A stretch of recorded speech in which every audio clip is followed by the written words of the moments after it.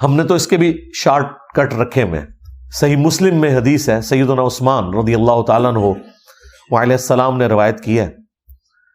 وہ کہتے ہیں کہ اللہ کے محبوب صلی اللہ علیہ وآلہ وسلم نے فرمایا, جس نے عشاء کی نماز جماعت سے پڑھی اسے اللہ تعالیٰ آدھی رات کا قیام کرنے کا ثواب دے دے گا, اور پھر اگر اس نے صبح فجر بھی جماعت سے پڑھ لی تو پوری رات کے قیام کا ثواب. یعنی اگر آپ رمضان المبارک میں عشاء اور فجر جماعت سے پڑھ لیں, اس حال میں کہ آپ کی کوئی رکعت فوت نہیں ہونی چاہیے, یہ ذہن میں رکھیے گا. جماعت سے مراد نہیں کہ اتحیات جا کے مل جاؤ اینڈ تے, نہ, رکعت نہیں فوت ہونی چاہیے. شریعت میں جماعت ملنا ہے, رکعت فوت نہ ہو. اور رمضان میں یار کوئی مشکل کام نہیں ہے. فجر زیادہ مشکل ہوتی ہے, وہ تو ساری کے وقت ویسے ہی لوگ اٹھے ہوئے ہوتے ہیں. ایک مسجد سے جماعت رہ جائے دوسری میں چلے جائیں, آپس میں بھی ٹائمنگ کا فرق ہوتا ہے. تو یہ شارٹ کٹ ہے صحیح مسلم میں کہ جو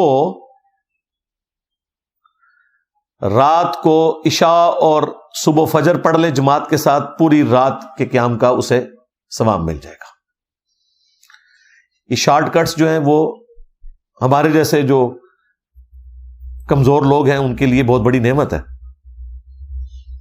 اور یہ شارٹ کٹس اسپیشلی اللہ تعالیٰ نے اپنے محبوب صلی اللہ علیہ وآلہ وسلم کے ذریعے ہمیں اس لیے دیے کہ کوئی بہانہ باقی نہ رہے.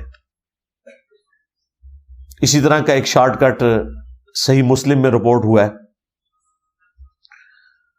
نبی علیہ السلام فجر کی نماز سے پہلے گھر سے نکلے اور پھر نماز پڑھ کے اشراق تک بیٹھ کے نوافل پڑھ کے کافی دیر بعد جب گھر آئے تو آپ نے دیکھا کہ آپ کی بیوی سیدہ جویریہ سلام اللہ علیہا وہ مصلی پہ ہی بیٹھی ہوئی ہیں.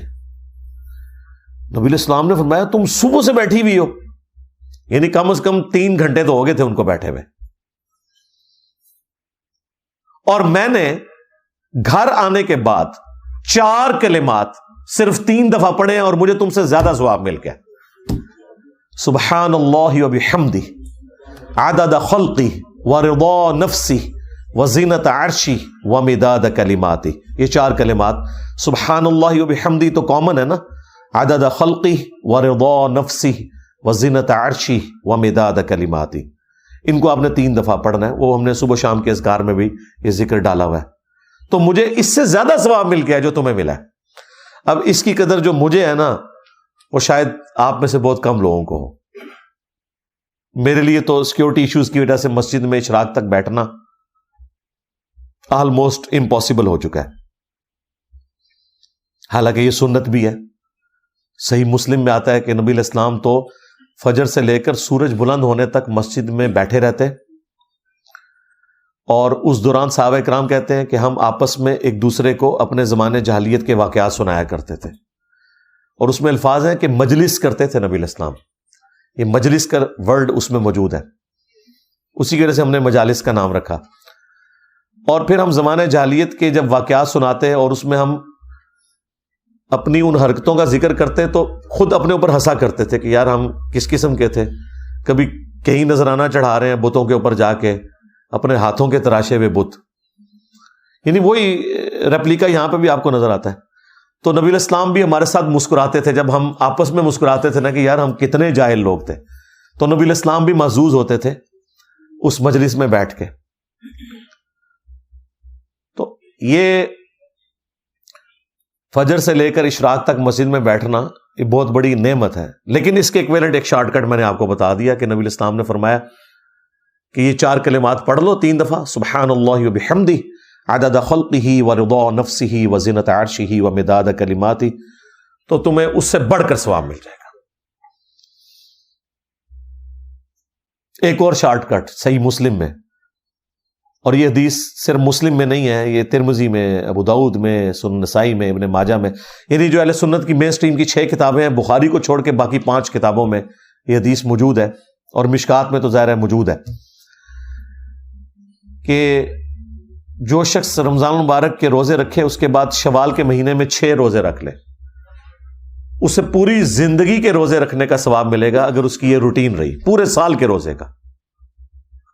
6 روزے صرف, اور وہ آپ نے پورے مہینے میں کسی بھی وقت رکھنا ہے. یہ جو پبلک میں مشہور ہے نہیں جی ایک فوراً بعد رکھ لینا چاہیے, باقی بے شک بعد میں جس طریقے سے مرضی, جب مرضی رکھیں, اس مہینے کے اندر آپ نے 6 روزے پورے کرنے ہیں.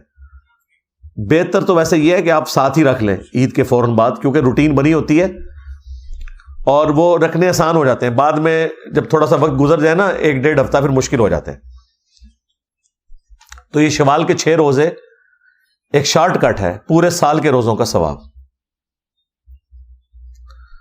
اس طرح کے شارٹ کٹس جو ہیں ان سے نفع اٹھانا چاہیے. اور یہ شارٹ کٹس احادیث میں اس لیے رپورٹ ہوئے کہ ہر شخص کو اللہ تعالیٰ نے ایک جیسے حالات و واقعات نہیں دینے. سرکمسٹانسز ڈفرنٹ ہو سکتے ہیں کسی بندے کے, تو وہ شخص بھی محروم نہ رہ جائے. اعمال تو موجود ہیں. دیکھیں لوگ کہتے ہیں کہ زیادہ علم حاصل کریں گے تو مشکل میں پڑ جائیں گے, زیادہ علم حاصل کریں تو آپ کو دین میں آسانیاں پتہ چل جائیں گی, مشکل میں کہاں سے پڑیں گے. تو یہ کتنی بڑی آسانی ہے کہ آپ اتنا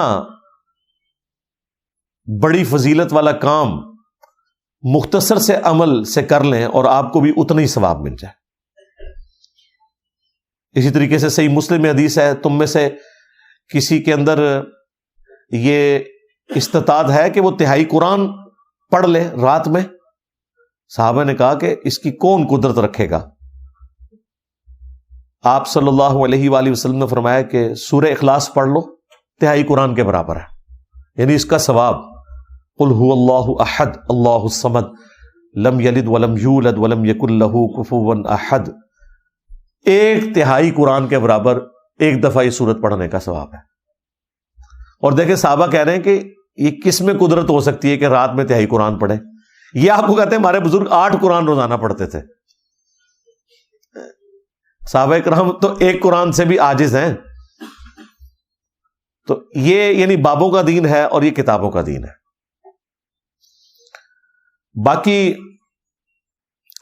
جو شب برات کے حوالے سے ایک مشہور ترین